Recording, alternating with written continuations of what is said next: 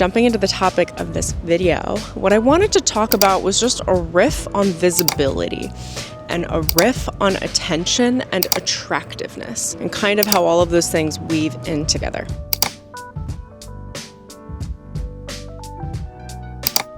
Stormy Calder here, your favorite psychic medium, cosmic shaman, and high performance coach. I help you to activate your highest potential and become the highest, best, next level version of yourself, stepping into your higher self and actually becoming her or him through quantum shifting, through understanding personal development, through understanding your personality, all the things.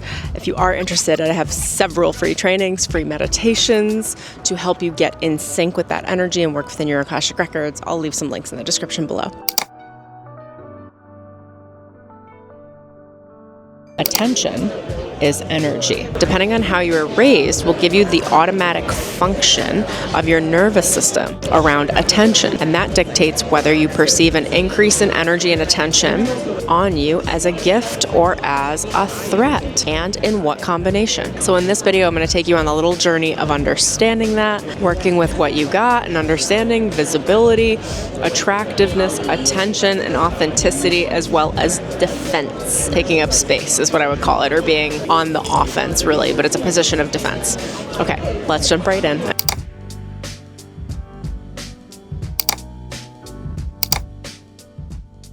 Difference between you living your absolute best life and your highest potential and who you are right now is visibility.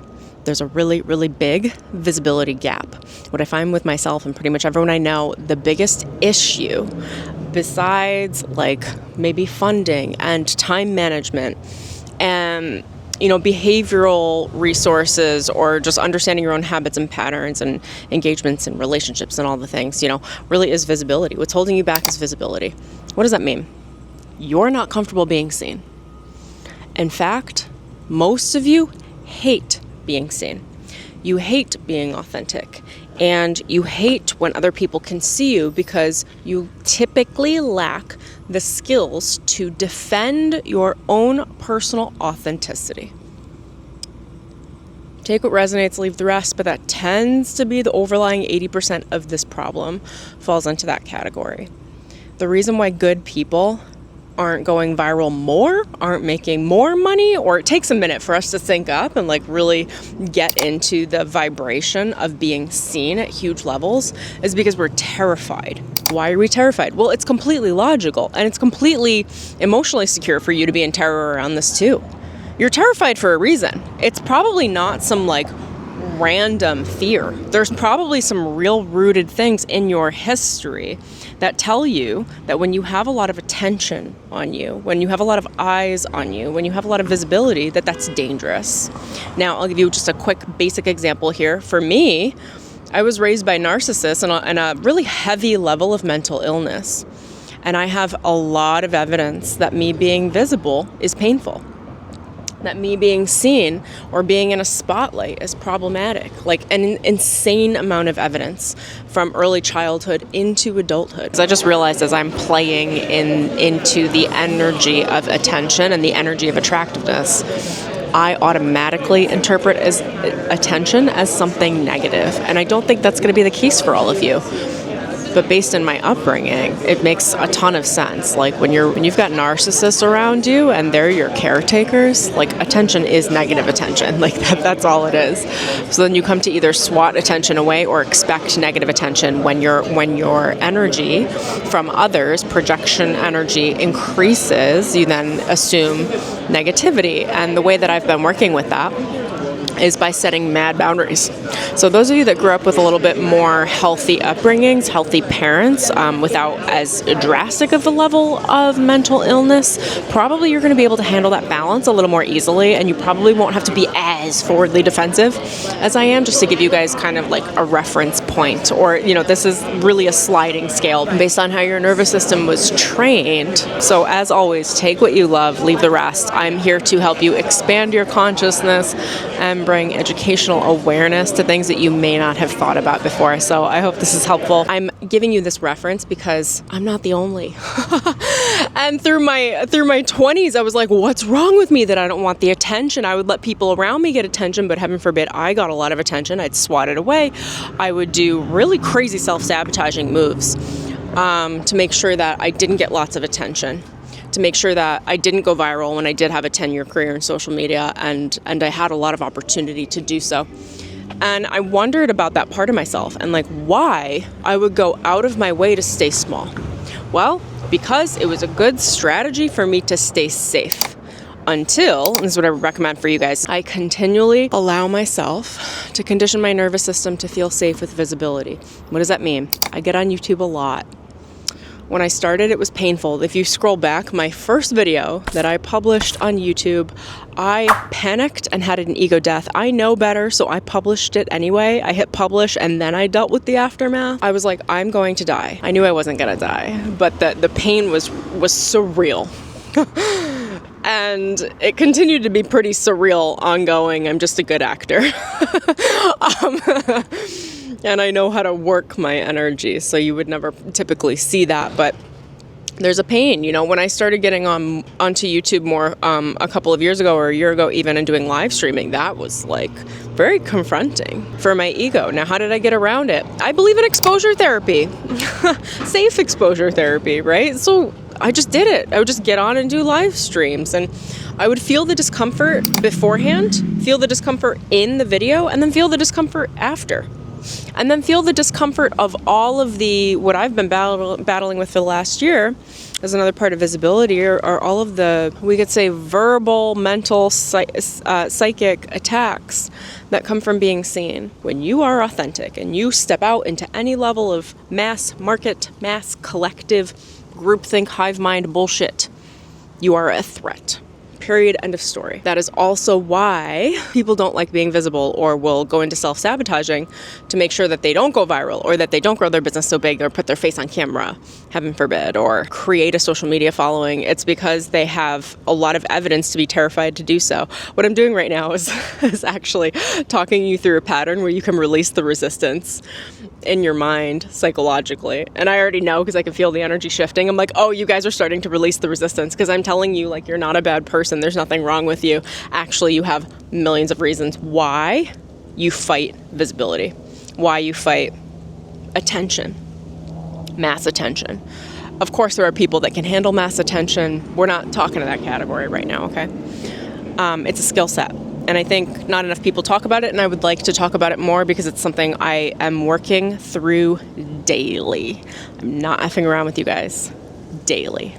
It is a daily practice for me to drum up the courage to be who I am, talk on video, enter my relationships knowing that everybody is viewing my relationships from the perspective of what I have potentially said in videos or what I might say in videos and whether or not that's offensive to them, which ultimately is not my problem, but I'll tell you, psychologically I can feel it as a problem and I do have to deal with it as a problem.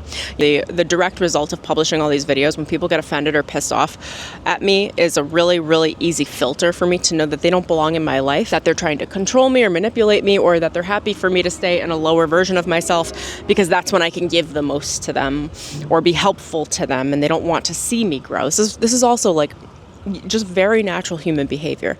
These are things you guys should start expecting. Expect pushback. Expect to have to defend your authenticity. It comes with the territory. You can't just be authentic. What? You're gonna have to defend it until you die. It comes with the territory. There's no like just innocent authenticity, like running around like with a flower crown on my head, like, oh my God, everybody's gonna love me for being authentic. We can have that. That's real. And what's also real is I'm also gonna have to punch bullies in the face. Maybe even sometimes physically. I'm not a violent person, but I will do what needs to be done if I am threatened. No, I'm more of a runner, actually. I'm like, my little feet can go, go, go, go, go, go, go. There's a threat. She's going, I'm going, I'm going. Okay, so let's talk a little bit more about defending yourself and defending your authenticity. When you are visible, when you have a lot of attention, whether it's social media, whether it's in big groups, whether you're a leader in any way, maybe even you're running a company, you're going to have to defend your authenticity. You can't just go out and be authentic and expect it all to just like work out. Meaning, like, if you have any insecurities, I promise you people are going to be pointing them out and rubbing them up in your face. Now, how do we handle that? How do we deal with that? What I'd like to do here now is to help alleviate that fear and that level of resistance with you by just telling you the process, so that when you enter into being more authentic publicly and you feel those little spidey senses in the back of your brain that are like, this is dangerous, I'm saying, yes, it is, but let me give you some tools to handle it. It doesn't have to be dangerous if you know what tool to bring to the table for it, right? The tool you're going to bring to this bag of tricks is get ready to defend yourself. And when I say defend, it's more like get ready to plant your feet and say, this is who I am. I don't really care whether or not you're offended by it or what you think of me. And you can't just say those things, you actually have to believe them. I have made it a daily practice for years to not give a flying F about what people think about me. Do I? Sometimes, especially people that like me, I do. And that's something I have to continually work on, because my automatic behavior is generally to please. And then when I get home, I'm like, I have to set some boundaries. You guys will always hear me talking about how I have a very, very warm side, and then I have a very like cutthroat, just Queen of Swords boundary side, because of my upbringing and because of the way my nervous system is trained, I do have that hot, cold behavior, and I can't really get rid of it out of myself because it's very automatic, even as conscious as I am. Because I know that I'm a little over lenient sometimes with my boundaries, I do have the other side of myself that comes in, and that is just very firm, decisive, unyielding. And that's not a position of defense. That's actually a position of like guarding off and creating space for myself to expand, to thrive, to take up space. I wouldn't normally call that a level of defense, but in terms of this video, I am, okay? But it's more about taking up space and reminding yourself when you lose that to come back and say, it's okay for me to take up space.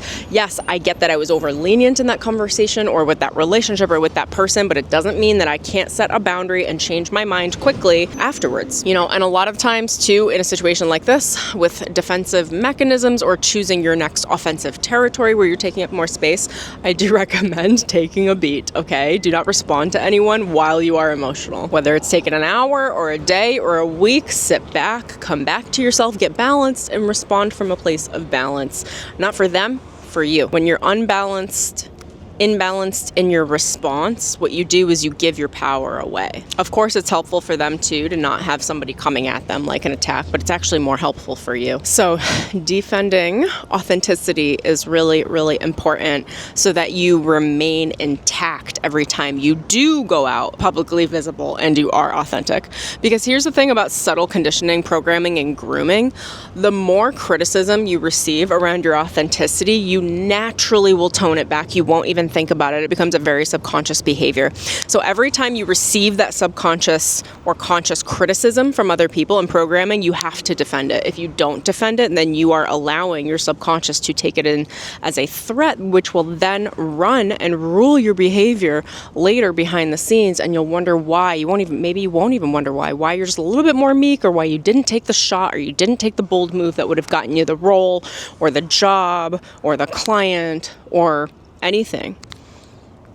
And it's because there was a level of criticism from so many people that stacked up over time and weighed in on your subconscious. And now your subconscious is making automatic decisions far below your conscious mind that are harder to reprogram once it's already started. So, when you're authentic, be authentic. Condition yourself to be visible and to create safety in yourself, okay? So do a lot of this work solo. You are safe with yourself, right? So you guys see me shooting my videos with my biggest, brightest, charismatic self at home, where I'm safe. I feel safe to be warm. I feel safe to be vulnerable. I feel safe to be bold and authentic because I am safe. I'm at home.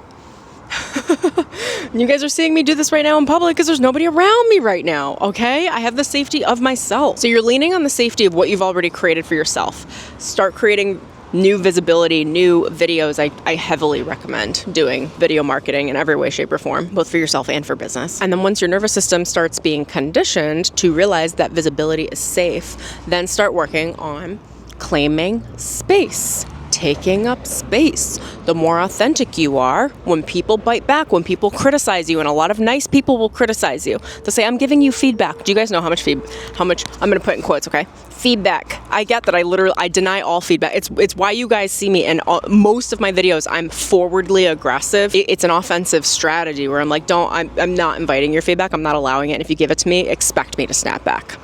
Because when people offer feedback, even if they're nice, they think they're being helpful, what they're actually trying to do is say, you're making me uncomfortable and I don't want to deal with these feelings, these big feelings inside of myself because I didn't learn how to deal with them as a child. So would you mind quieting it down so I can sit in front of my phone and watch you in peace? And it's like, bitch, please. If you're uncomfortable, shut your fucking phone off and go find something else to do with your life. You are sitting on your phone watching me. We will play by my rules. Thank you very much.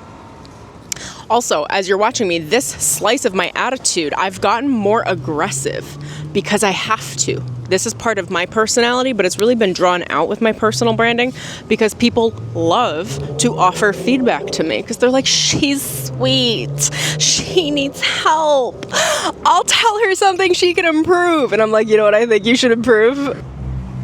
Mind your own fucking business. That's what I think you should improve. Now, we also have the area of attractiveness, attraction, and attention. Attention is attraction. So regardless of whether or not that attraction is a physical beauty or it's just an energy, it comes into your energy field as attraction and it makes you more attractive. The more eyes you have on you, the more attention you have on you, creates attraction. The more of your own energy and your own power you have within yourself where it's not being siphoned off and you are claiming your space, standing your ground, and holding yourself in your own energy, not allowing other people to take it or steal it or harm you in any way, shape, or form, mentally, emotionally, spiritually, physically. That is a level of attractiveness. If you have both of these things together, you're becoming very, very, very attractive. Now, let's add another layer. If you also have the third layer, which is physical attraction, you are now a dynamite being walking on these crazy ass city grids. Wherever it is that you live, if you have that triple threat of attraction, which is attention from many other people, your own, and that's them literally sending energy to you, to your energy field. You have the energy field of the bubble of your own personal power. And if you're very good at holding your personal power, like I am, it's very, very strong. And then you have physical attraction. It is such a dynamite way of just like good luck ever not being seen. I get attention everywhere. The new understanding I'm working through now, to just be transparent with you guys, is I'm creating safety in my nervous system where I'm not dimming down my physical appearance. Pretty much regardless of wherever I go, I'm creating a level of safety because I'm an adult and because I've done my work. I've done a lot of psychological work and I know myself, where I'm walking into many different situations, many different places, and I'm allowing myself to feel other people's attention on me, to feel when, people want to pick you up or people want to talk to you or whatever, and holding my boundaries strong energetically, being cold outwardly, externally cold, but internally warm. I'm still feeling vulnerable. I'm holding my vulnerability, and I'm not cold for a level of permanence. I'm only cold to energies that I've already pre-vetted, that I've decided are not worthy of my time or my attention investment, like literally to the degree where I will not smile at people on the street because I know how much my energy carries and projects, and I don't want to give them that. I think about my energy like money, and I hold it and invest it in the right places. Okay, I wanted to dive in really quickly to show the difference between internal warmth and the outside world and being cold externally. So when we're thinking about internal warmth, looking at my little diagram here, if you notice, this is the energy field, this red bubble, and that's where you're warm and you're vibrant, and this is your power. And there are little gaps in between your energy field that are the points of vulnerability, that when it's safe to be vulnerable, that the right energies could come in and connect with you, which are these big red dots and the red arrows. But in order for the energies energies to match they would have to match your level of warmth. They would have to match your frequency. And when they do, there are openings in your energy field to come in through your own personal vulnerability and willingness to be open in order to connect with you.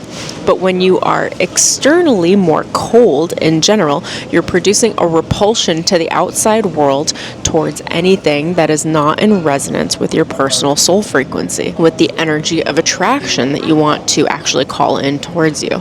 So this is a really, really safe energy model.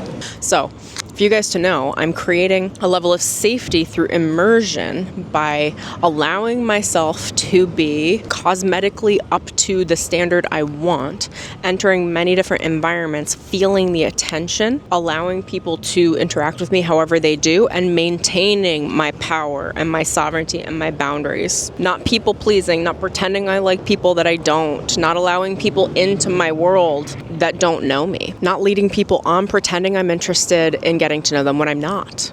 I have stories on this recently. I don't know if I'll tell them, but maybe.